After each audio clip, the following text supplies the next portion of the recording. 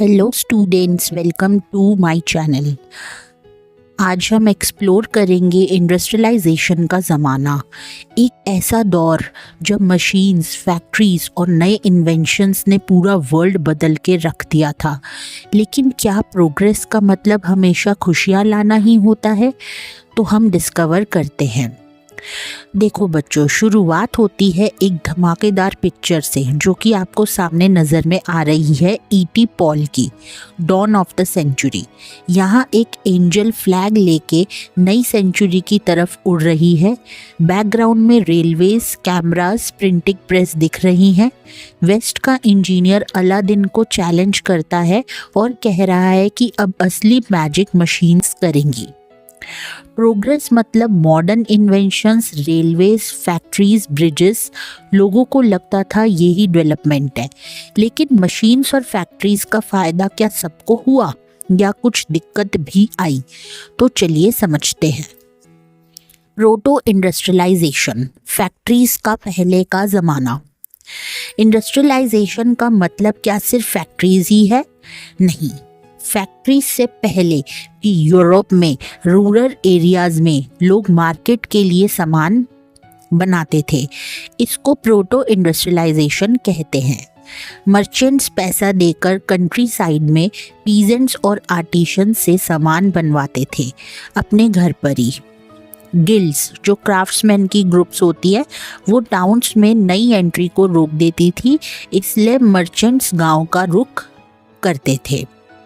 Poor peasants के पास कम ज़मीन होती थी, वो एडवांस लेकर मर्चेंट्स के लिए काम करते थे और इनकम उनकी बढ़ जाती थी। अब फैक्ट्रीज का आना, सारी चीज़ें एक साथ, सब कुछ एक रूफ के अंदर, ये था फैक्ट्रीज का मेन पॉइंट।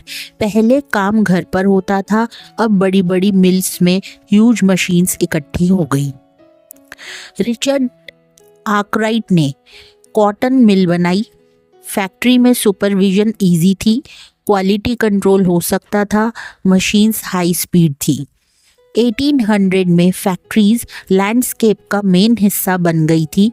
मिल्स की शाइन और मशीन्स की आवाज़ से लोग हैरान थे। अब इंडस्ट्रियलाइजेशन का पेस, कितनी फास्ट हुई बदलाव। सबसे तेज़ ग्रोथ कॉटन और मेटल्स इंडस्ट्रीज़ में हुई थी। पहले कॉटन 1840s तक, बाद में आयरन स्टील इंडस्ट्री। टेक्सटाइल्स ज़्यादा दफ़ा अब भी घर पर बनती थी, फैक्ट्रीज़ में नहीं। मशीन्स एक्सपेंसिव थी और बार बार ख़राब भी हो जाती थी, इसलिए हर इंडस्ट्री ने मशीन्स नहीं लगाई। स्टीम इंजन फेमस था, लेकिन शुरू में बहुत कम इंडस्ट्रीज़ में यूज़ होता था। अब किसकी डिमांड थी, हैंड लेबर या फिर स्टीम पावर की? ब्रिटेन में लेबर की कभी कमी ही नहीं थी। बहुत सारे गांव के लोग नए काम की तलाश में शहरों को आ रहे थे। फैक्ट्रीज को मशीन्स की ज़रूरत नहीं लगती थी जब सस्ता काम मिल रहा। मशीन से सिर्फ एक जैसे सामान बनते थे, लेकिन बाजार की डिमांड डिज़ाइंस और स्टाइल में होती थी, ये सिर्फ हाथ से ही हो सकता था। अपर क्लास लोग हैंडमेड चीज़ें पसंद करते थे, वो एक तरह का स्टेटस सिंबल था। बहुत मुश्किल थी वर्कर्स की लाइफ। बहुत लोग शहरों में आए, लेकिन सबको काम नहीं मिलता था। बहुत लोग ब्रिज के नीचे या शेल्टर में सोते थे। काम कभी मिलता कभी नहीं, स्पेशली सीजनल जॉब्स की वजह से। जब मशीन्स इंट्रोड्यूस हुई तो विमेन वर्कर्स ने प्रोटेस्ट किया क्योंकि उनका काम चला गया, जैसे स्पिनिंग जेनी आने पर हुआ। 1840 के बाद शहरों की रिपेयर, रेलवे, कंस्ट्रक्शन के काम ने जॉब अपॉर्चुनिटीज़ बहुत ज़्यादा बढ़ा दी।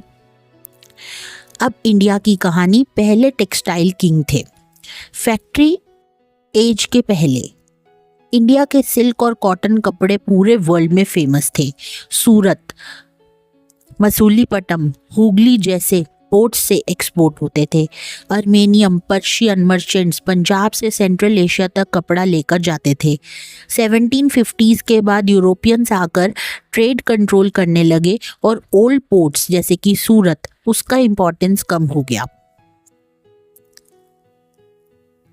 अब ब्रिटिश कंपनी का कंट्रोल आ गया और वीवर्स की जो है वो मुश्किलें बढ़ गई। ईस्ट इंडिया कंपनी ने पॉलिटिकल पावर लेते ही कपड़ों के एक्सपोर्ट का सिस्टम बदल दिया। पहले ट्रेडर्स और वीवर्स अपने टर्म्स पे काम करते थे, लेकिन अब कंपनी ने मैनेजर रख लिया जो वीवर्स पे कंट्रोल करता था। वीवर्स को लोन देना पड़ता था रॉ मटेरियल के लिए, और जो कपड़ा बनता था वो सिर्फ कंपनी को बेचना होता था। मैनेजर्स गांव में बहुत स्ट्रिक्ट थे, कभी सज़ा भी दे दिया करते थे। वीवर्स की बार्गेनिंग पावर ख़त्म हो गई, कपड़े के रेट बहुत कम मिले उनको। कई वीवर्स ने अपने लूम्स बंद कर दिए और गांव छोड़ दिए। अब मैनचेस्टर का भारत में आना। 19th सेंचुरी में इंग्लैंड के मिल्स ने अपनी कॉटन कपड़े की इंडस्ट्री इतनी तेज कर दी कि इंडियन हैंडलूम वीवर्स कंप्लीट नहीं कर पाए। ब्रिटिश इंडस्ट्रियल गुड्स इतने सस्ते थे कि इंडिया के लोकल वीवर्स का बिजनेस ही गिर गया। इंडिया में कॉटन कपड़े का एक्सपोर्ट में डिक्लाइन आया, लेकिन इंडियन मार्केट में ब्रिटिश कपड़े बढ़ने लगे। अमेरिकन सिविल वार की वजह से रॉ कॉटन की सप्लाई रुकी, जिनसे इंडियन वीवर्स को और मुश्किल हुई। इंडिया में फैक्ट्रीज किस तरीके से देखो हुई। 1850s में मुंबई में पहली कॉटन मिल बनी, फिर बंगाल में जूट मिल्स, कानपुर, अहमदाबाद और मद्रास में मिल्स खुले। कैपिटल ज़्यादातर इंडियन बिजनेसमैन के पास था जो चाइना और बर्मा ट्रेड से अमीर हुए थे, लेकिन यूरोपियन मैनेजिंग एजेंसीज ने भी काफ़ी इंडस्ट्रीज कंट्रोल किया। वर्कर्स गांव से शहरों की तरफ काम ढूंढने आए, कई बार दूर दूर से भी आए। वर्कर्स का लाइफ मुश्किल था, लंबी शिफ्ट्स हुआ करती थी, उनको बहुत ज़्यादा मेहनत करनी पड़ती थी और हेल्थ प्रॉब्लम्स उनमें कॉमन थी। अब लास्ट टॉपिक है बच्चों, इंडस्ट्रियल ग्रोथ की पिक्यूलियरिटीज।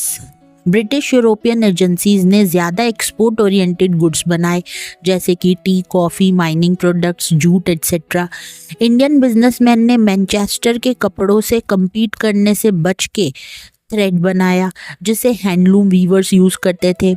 20th सेंचुरी में स्वदेशी मूवमेंट ने फॉरेन कपड़ों का बॉयकॉट शुरू किया, जिससे इंडस्ट्री को सपोर्ट मिला। WWI के दौरान, यानी कि वर्ल्ड वार फर्स्ट के दौरान, ब्रिटिश मिल्स आर्मी की डिमांड में बिजी थे, तो इंडियन मिल्स को अपना मार्केट मिला और फैक्ट्रीज बढ़ने लगी। तो बच्चों, कंक्लूजन ये हुआ कि इंडस्ट्रियलाइजेशन का जो असर है उसने पूरी दुनिया को बदल के रख दिया। मशीन्स ने नए प्रोडक्ट्स, नए जॉब्स लाए, लेकिन वर्कर्स के लिए ज़िंदगी उतनी आसान नहीं थी, क्योंकि उनका तो स्ट्रगल हमेशा से ही जारी था। इंडिया की इंडस्ट्रियलाइजेशन ब्रिटिश कॉलोनियल पावर और ग्लोबल ट्रेड नेटवर्क से जुड़ा हुआ था, और लोकल आर्टिशंस ने काफ़ी चैलेंजेस फेस किए। आज भी हम ये सीख सकते हैं कि प्रोग्रेस का मतलब हर लेवल पर अलग अलग होता है और उसके इफ़ेक्ट्स मिक्स्ड होते हैं। तो ये था द एज ऑफ इंडस्ट्रियलाइजेशन का बहुत ही सिंपल एक्सप्लेनेशन, एक तरीके की ये समरी थी बच्चों। अगर आपको ये बहुत अच्छी लगी हो तो इसे वीडियो को लाइक करें, ज़्यादा से ज़्यादा अपने फ्रेंड्स के साथ शेयर करें और मेरे चैनल को सब्सक्राइब ज़रूर करें।